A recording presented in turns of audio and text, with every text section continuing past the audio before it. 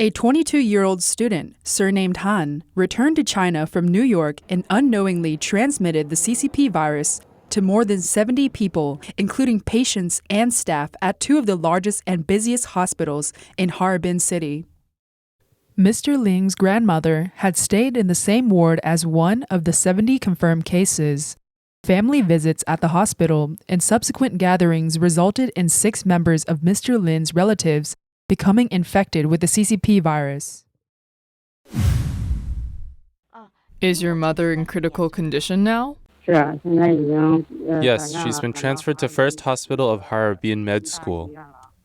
What about your grandmother? Where is she now? She's also at the First Hospital. My grandmother's case is more serious than my mom's. I don't know their specific conditions. Their cell phones were confiscated by the hospital. I can't reach them.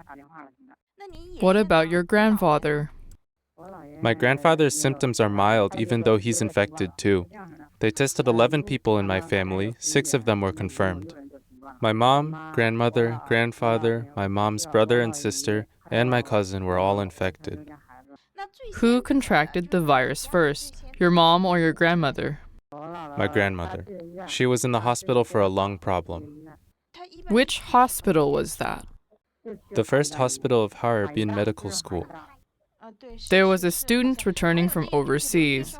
She was said to have transmitted the disease to many people. She was the first of this cluster. That student first went to Shanghai and tested negative. Then she came back to Harbin and also tested negative. But she was actually asymptomatic and infected many others, including the one who shared the same ward with my grandmother in the first hospital. This is what happened. My mom took care of my grandmother at the hospital in the beginning. She went home and had a family gathering. After she tested positive, all family members were tested. So, my mom tested positive first. The rest of the family tested negative. But the second test came out and my cousin was positive for the virus. The third time, my grandfather and my uncle tested positive.